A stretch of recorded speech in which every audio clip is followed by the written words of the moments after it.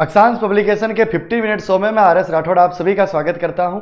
सभी को राम राम, राधे राधे, थसगला ने गणी गणी खमा।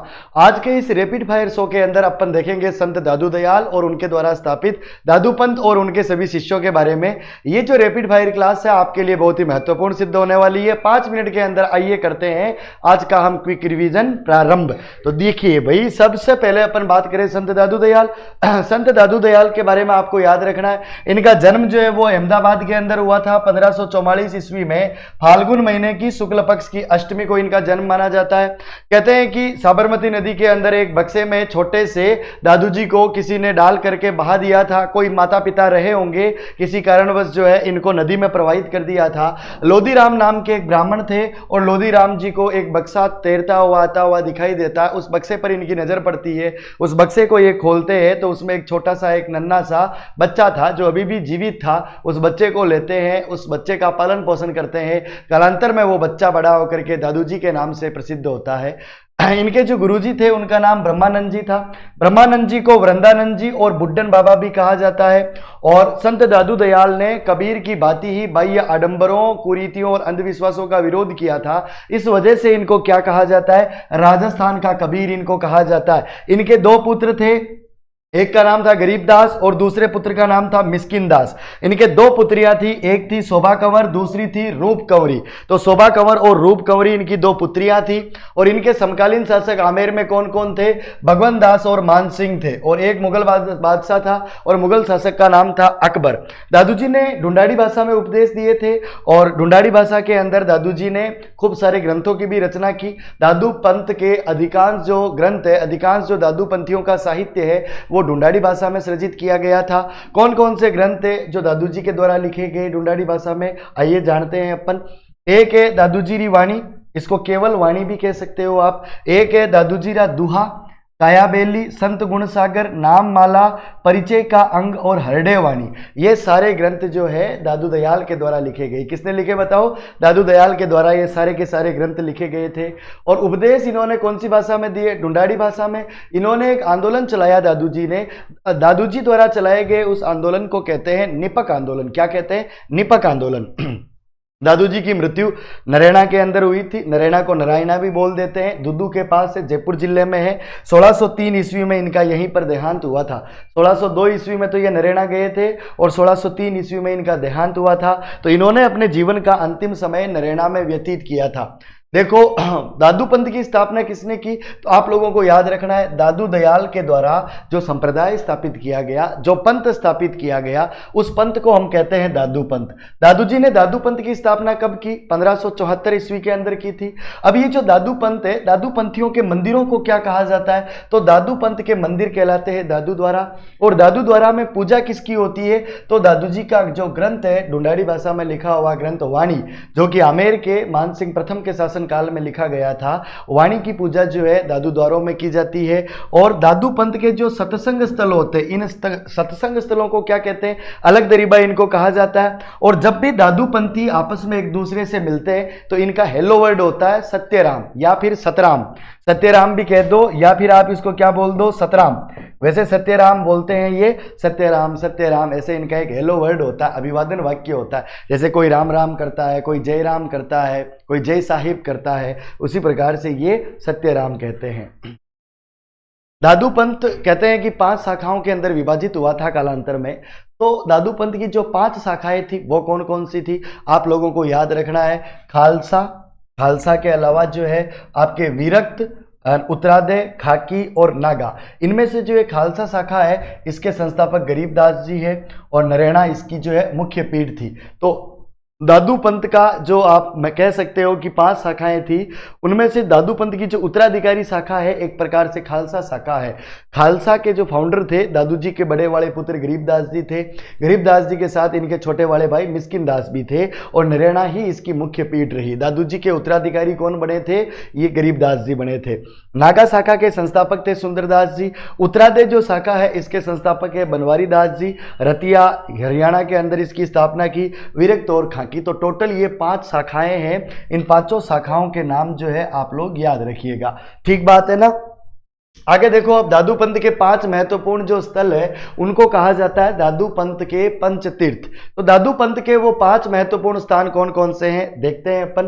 पहला है आपके सांबर, राजस्थान के अंदर। ऐसा कहते हैं कि दादू जी सबसे पहले सांबर के अंदर आए थे, सांबर जो कि आपके जयपुर के अंदर है। वैसे दादू पंथ के पांचों के पांचों जो तीर्थ है वो जयपुर जिले में ही है। 1568 ईस्वी में दादू जी यहाँ पर आए और दादू जी ने अपने जीवन का पहला उपदेश कहाँ पर दिया, तो दादू जी ने अपने जीवन का पहला उपदेश जो है वो सांबर में दिया था।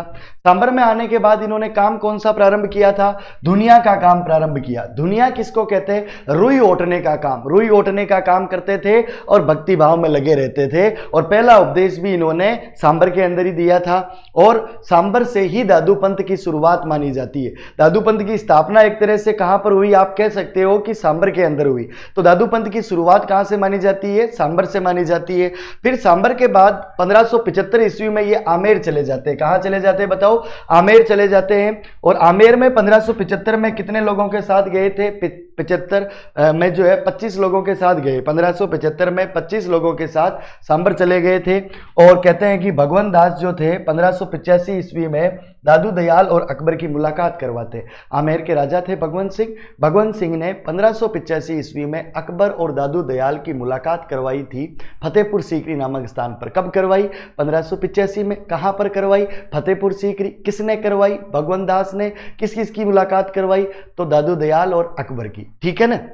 दादू दयाल जो थे इनका मानसिंह के दरबार में भी आना जाना लगा रहता था और मानसिंह प्रथम के शासनकाल में ही दादू जी ने एक ग्रंथ लिखा और उस ग्रंथ का नाम है वाणी। क्या नाम है उस ग्रंथ का, वाणी है उस ग्रंथ का नाम। फिर बात करेंगे अपन नरेना। दादू जी ने अपने जीवन का अंतिम समय नरेना में व्यतीत किया था। 1602 ईस्वी के अंदर ये यहाँ पर गए थे और 1603 ईस्वी में यहीं पर इनका देहांत हुआ था। और दादू पंथ का मुख्य केंद्र कौन सा है, दादू पंथ की मुख्य शाखा का कौन सी है, तो आप लोगों को याद रखना है ये आपके नरेना है। मेन केंद्र जो है वो नरेना के अंदर है। एक बेराना की पहाड़ी है, ये बेराना की पहाड़ी जो है जयपुर में ही है। इसको दादू खोल या दादू पाल का भी कहा जाता है। कहते हैं कि देहांत होने के बाद दादू जी के मृत शरीर को यहीं पर रखा गया था। दादू जी कहते थे कि व्यक्ति को न तो जलाया जाना चाहिए और न ही दफनाया जाना चाहिए। मृत्यु के बाद उस व्यक्ति के शव को खुले वातावरण में, खुले आसमान के नीचे जंगल में छोड़ देना चाहिए, जिससे प्रकृति के जीव उसे अपना भोजन बना सके। मनुष्य जीवन भर प्रकृति का दोहन करता है, सब कुछ जो उसके जरूरत की चीजें होती है प्रकृति से प्राप्त करता है। क्या उसका ये फर्ज नहीं बनता है जब वो मर जाए कम से कम उसकी डेड बॉडी तो इस प्रकृति के जीवों के लिए काम आए। इसलिए इन्होंने ये संदेश दिया था। एक 5वां जो तीर्थ है वो कल्याणपुर है, ये भी आपके जयपुर में ही है। ठीक बात है। दादू जी के जो कुल शिष्य थे उनकी संख्या 152 थी और इन 152 शिष्यों में जो मुख्य शिष्य थे वो 52 थे। और इन 52 शिष्यों को क्या बोल देते हैं, 52 स्तंभ बोल देते हैं। सुंदरदास जी जो थे ये भीमराज था इनका मूल नाम। बीकानेर के महाराजा राव जेतसी के पुत्र थे। इनके भाई थे राव कल्याणमल जो बीकानेर के शासक बने थे। सुंदरदास जी के शिष्य बने थे प्रहलाद दास जी। और सुंदरदास जी का जो मेन केंद्र है वो आपके घाटड़ा में है। और घाटड़ा कहाँ पर है, अलवर में है। और दादू पंथ की जो 5 शाखाएं हैं उनमें एक नागा शाखा है। नागा शाखा की स्थापना सुंदरदास जी बड़े द्वारा की गई थी। ये बीकानेर के राज परिवार से संबंधित थे, ये क्षत्रिय परिवार से संबंधित थे, ये योद्धा थे और इन्होंने नागा शाखा की स्थापना की थी। ये जो नागा साधु होते थे अपने साथ हमेशा हथियार रखते थे और नागा साधुओं के रहने के स्थान को छावनी कहा जाता।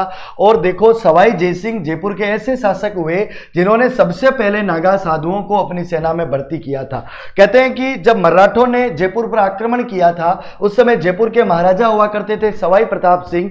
इन नागा दादू पंथियों ने सवाई प्रताप सिंह की सहायता की थी। औरंगजेब ने जब खाटू श्याम मंदिर पर अटैक करके इस खाटू श्याम मंदिर को नुकसान पहुंचाने का प्रयास किया था तब इन नागा दादू पंथियों ने हथियार लेकर औरंगजेब की सेना की चमड़ी उधेड़ दी थी। तो नागा दादू पंथी सैनिकों के रूप में काम करते थे, जयपुर रियासत के सैनिकों के रूप में ये काम किया करते थे और ये हथियार रखते थे अपने पास। दूसरे हैं आपके सुंदरदास जी। सुंदरदास जी का जन्म दौसा के अंदर हुआ, खंडेलवाल वैश्य महाजन परिवार के अंदर। इनको दूसरा शंकराचार्य कहा जाता है और इन्होंने जीवन का अधिकांश समय सीकर के फतेहपुर नामक स्थान पर बिताया था।